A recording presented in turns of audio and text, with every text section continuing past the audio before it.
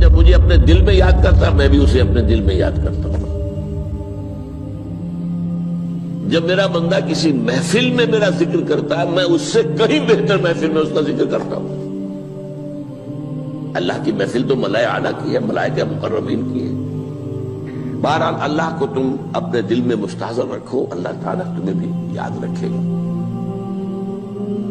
دوبارہ فرمایا احفظ اللہ تجدہ امامک تجاہک.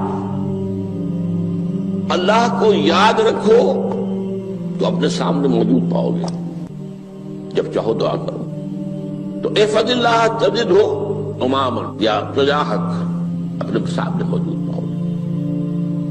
اذا سألت فاسأل اللہ. اب آ گیا وہ مرکزی مضمون. دیکھو جب مانگو اللہ سے مانگو، غیر اللہ کے سامنے ہاتھ دراز کرو ہی مت. ایک حدیث میں آتا یعنی حرام نہیں ہے، دنیاوی قواعد اصول قوانین کے تحت کسی سے مدد چاہنا، کوئی سوال کرنا حرام نہیں ہے. آپ سوال کریں، مدد لیں، اسی پر دنیا قائم ہے، ایک دوسرے کے ساتھ تعاون کے ساتھ. لیکن اونچا مقام کیا ہے؟ کسی سے سوال مت کرو سوائے اللہ. یہاں تک کہ جوتے باندھنے کا تسمہ تمہیں درکار ہے تو بھی کسی سے مت مانگو، اللہ سے مانگو. کیا پتہ اللہ کس کے دل میں ڈال دے اور وہ آ کے تمہیں تسمہ پیش کر دے. ہوتا ہے ایسا، مساوات ہوتا ہے. جو اللہ کے ساتھ لو لگا کر رکھنے والے ہیں ان کے تو ایسے واقعات ہوتے ہیں کہ دل میں ایک بات آئی اور اس کے بعد وہی بات جو ہے وہ کوئی شخص آ گیا اور اس نے وہ بات پوری کر دی. کیونکہ لوگوں کے دل جو ہے وہ تو اللہ کے دو انگلیوں کے مابین جو چاہتا پھیر دیتا. کیا پتہ اللہ کسی فرشتے کو انسانی شکل میں بھیج دے. آتا ہے فرشتہ، آتا ہے انسانی شکل میں آتا ہے، آپ کی تکلیف کو رفع کر دے، آپ کی ضرورت کو پورا کر دے. اسی سے مانگو، کسی اور سے مانگو. یہ ہے توحید کا لب لباب. یوں سمجھیے اسلام کی جڑ کیا ہے؟ ایمان. اسلام کا جو خارجی نظام عمل ہے، انفرادی اعمال ہو اجتماعی ہو، ان سب کی روح رواں کیا ہے؟ ایمان. ٹھیک، ایک بات ہو گئی. ایمان کا خلاصہ لب لباب کیا ہے؟ ایمان باللہ. ویسے ایمان بالآخرہ بھی ہے، ایمان بالملائکہ ہے، ایمان بالانبیاء ہے، ایمان بالرسل ہے، ایمان بالکتب ہے، ایمان بالقدر ہے. لیکن اصل ایمان، اسی لیے ایمان مجمل میں آپ کو معلوم ہے کسی اور چیز کا ذکر نہیں. آمنت باللہ کما ہوا باسمائہ وصفاتہ وقبلت جمیع احکامہ اقرار باللسان وتصدیق بالقلب. یہ ایمان مجمل ہے. اجمالی طور پر ایمان اس کا نام ہے. ہاں مفصل تفصیلی طور پر آمنت باللہ وملائکتہ وکتبہ ورسلہ والیوم الآخر والقدر خیرہ وشرہ من اللہ تعالی. تو اسلام کی جڑ ایمان، اور اسلام کا سارا جو نظام عمل ہے، چاہے انفرادی اعمال ہو چاہے اجتماعی، ان سب کی روح رواں ایمان. اور ایمان کا خلاصہ ایمان باللہ. اور ایمان باللہ کا اصل حاصل وہ ہے جو اس حدیث میں آ رہا. اس کے دو ہیں تقاضے. عبادت صرف اسی کی، استعانت صرف اسی سے. اس لیے میں نے سورہ فاتحہ کا تذکرہ شروع میں کیا. یہ عبادت کا جوہر ہے، عبادت کا جو ہے یہ ایمان کا حاصل. عبادت صرف اس کی اور استعانت صرف اس سے. استعانت ہی میں سوال بھی آ گیا، یہ بھی مدد ہے. آپ کسی سے کچھ مدد مالی چاہ رہے ہیں یا کوئی اور مدد چاہتے ہیں، کسی کام میں مدد چاہتے ہیں، جیسے میں نے کہا تھا کہ سفارش کرانا چاہتے ہیں، یہ بھی مدد ہے. وَإِذَا اسْتَعَنْتَ فَاسْتَعِنْ بِاللَّهِ. اور جب مدد مانگو صرف اللہ سے مانگو. اور وہ سارے الفاظ یاد کر لیے: استدعاء، استعانت، استغاثہ. یہ جو غوث اعظم سے استغاثہ کیا جاتا ہے یہ تو شرک ہے. استغاثہ اللہ سے، دعائی اللہ کی. اس اعتبار سے استمداد، استعانت، استدعاء، استغاثہ، یہ سب اللہ سے، صرف اللہ سے. عبادت صرف اللہ، ایاک نعبد، اور استعانت صرف اللہ سے. مانگو صرف اللہ سے، جب مدد طلب کرو صرف اللہ سے، اور جان لو اگر تمام لوگ جمع ہو کر تمہیں کوئی فائدہ پہنچاؤ جائے نہیں پہنچا سکتے، الا بشیء قد کتب اللہ لک وان اجتمعوا علی ان یضروک بشیء لم یضروک الا بشیء قد کتب اللہ علیک، اگر سب مل کر چاہے تمہیں کوئی نقصان پہنچا دے نہیں پہنچا سکتے مگر وہی کچھ جو اللہ نے تمہارے لیے لکھ دیا۔ اب بتائیے خوف کی جڑ کٹ جائے گی کہ نہیں؟ یہ جو ایمان جو ہے یہ خوف اور حزن دونوں سے نجات دلانے والی بات ہے۔ جو حقیقی مومن ہے وہ اللہ کا ولی ہے، حقیقی مومن وہ اللہ کا ولی ہے، اور الا ان اولیاء اللہ لا خوف علیہم ولا هم يحزنون۔ یہ اولیاء اللہ کو علیحدہ مخلوق نہیں ہے، کوئی ان کے سر پہ سینگ نہیں ہوتے، انسان ہی ہوتے ہیں، لیکن حقیقی معنی میں مومن ان اعتبارات سے جو آج ہم پڑھ رہے ہیں، ایمان اس درجے کا پہنچ گیا تو اللہ کا ولی ہے۔ ان لوگوں کے لیے خوف کس بات کا ہوگا؟ کس سے خوف کروں؟ اس کے ہاتھ میں کچھ ہے ہی نہیں، اور اگر کچھ اللہ نے میرے لیے لکھ دیا وہ آ کر رہے گا، چاہے میں لاکھ گڑ گڑاؤں اس کے سامنے کہ مجھے چھوڑ دے، اگر اللہ نے لکھا وہ آیا وہ تو آئے گا، تو کاہے کو اس کے سامنے گڑ گڑانا، کاہے کو جبرسائی کرنا اس کے سامنے، اور کسی کے ہاتھ میں کچھ ہے ہی نہیں، میرا خیر ہے ہی نہیں، کاہے کو خوشامد کرو اس کی۔ اور سنیے،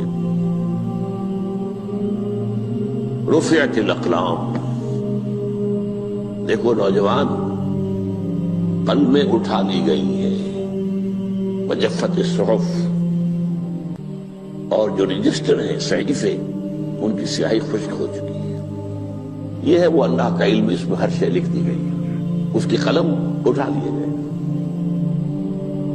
جیسے آپ کو معلوم ہے امتحان ہوتا تھا، 3 گھنٹے ختم ہو گئے، اسٹاپ رائٹنگ، بس اب قلم رک جانا چاہیے۔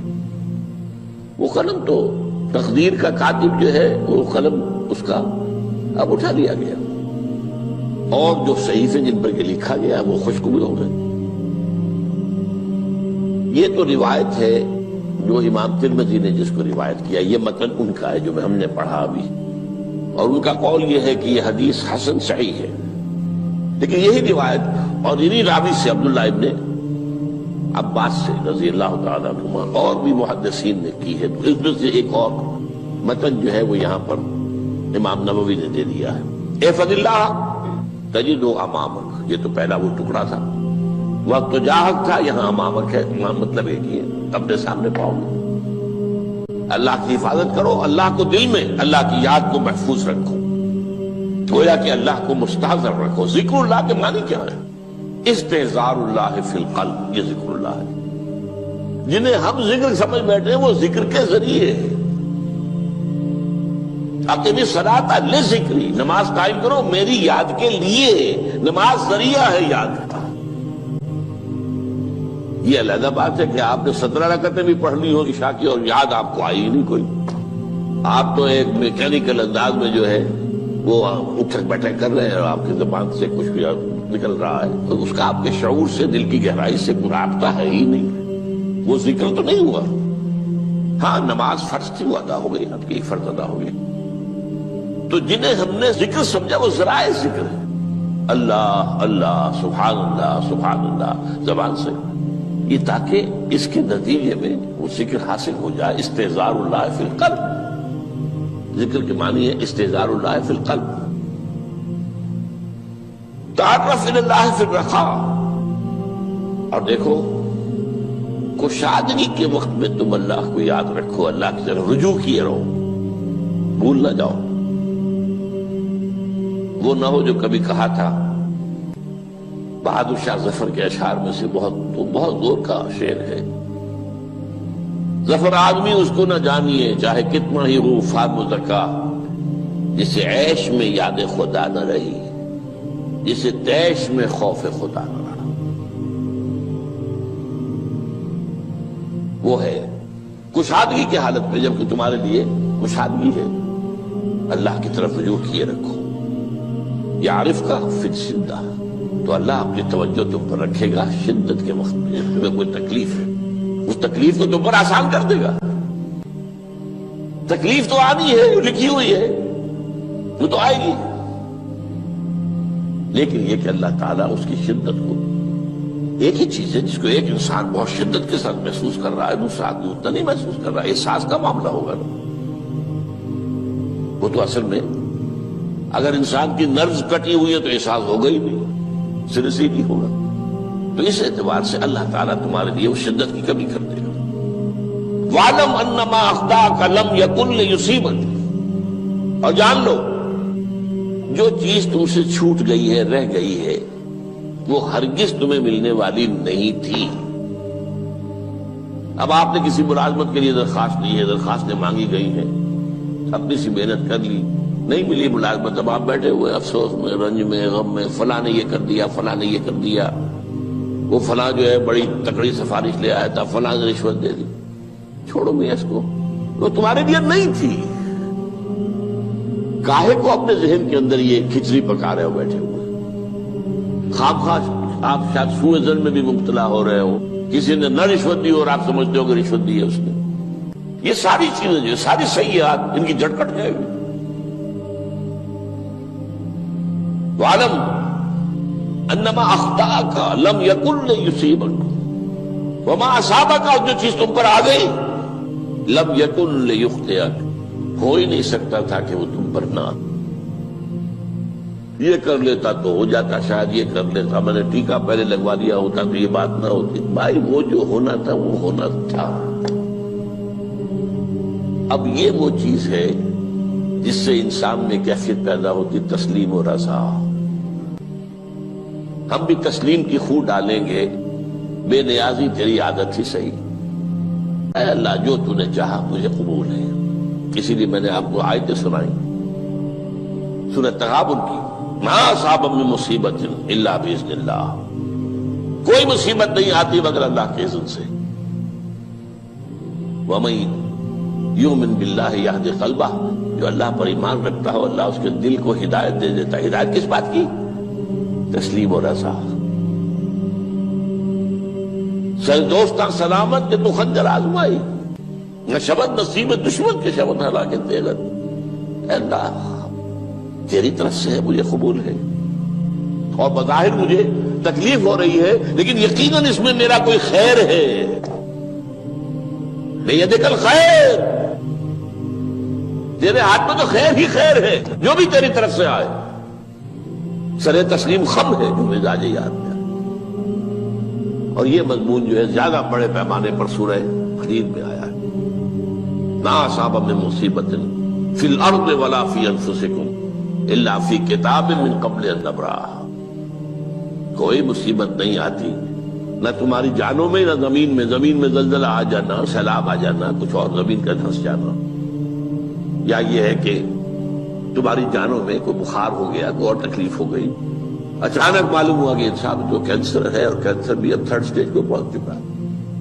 لیکن جو بھی آیا ہے وہ اللہ کے علم کی کتاب میں پہلے سے لکھا ہوا ہے، فی کتاب من قبل ان نبرأہا، یہ کتاب میں درج ہے اس سے پہلے کہ ہم اسے ظاہر کریں۔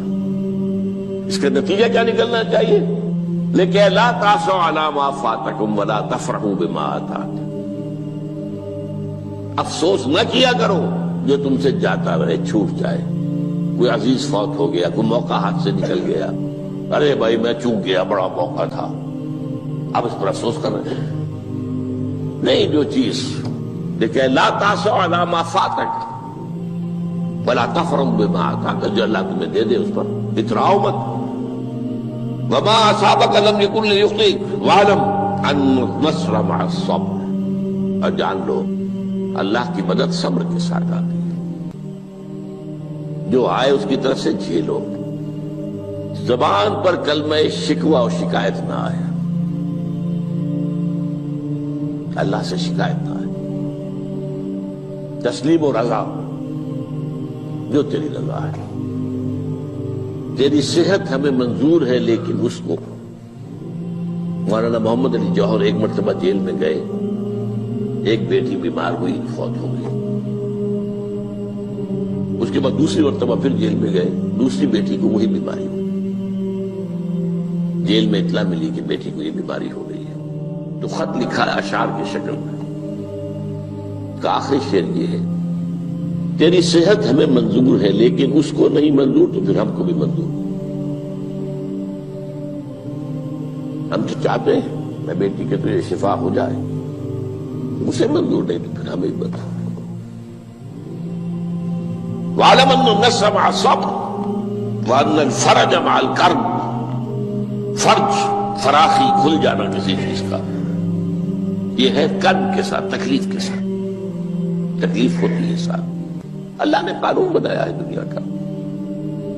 اب آپ اندازہ کیجئے بچے کی ولادت میں ماں کو کتنی تکلیف اٹھانی پڑتی ہے۔ آج کل تو فیشن ہو گیا ہے، سیدھے سیدھے جاؤ آپریشن کراؤ، تکلیف سے بچ جاؤ، لیکن یہ ہے کہ یہ بھی آپ کے علم میں ہوگا، وہ ساری تکلیف جیسے ہی بچے کو لا کر ماں کے برابر لٹایا ہے، ساری تکلیف ختم، پھر جو راحت میسر آتی ہے۔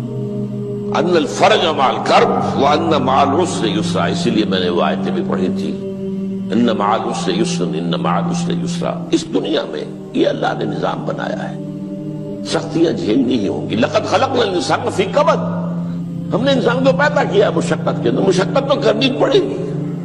کسی کی جسمانی مشقت زیادہ، کسی کی ذہنی مشقت زیادہ، مشقت سے چارہ کسی کو نہیں۔ تو یہ ہے ان مع العسر یسرا ان مع العسر یسرا۔ بارک اللہ لی ولکم فی القرآن العظیم ونفعنی وإیاکم بالآیات الحکیمہ۔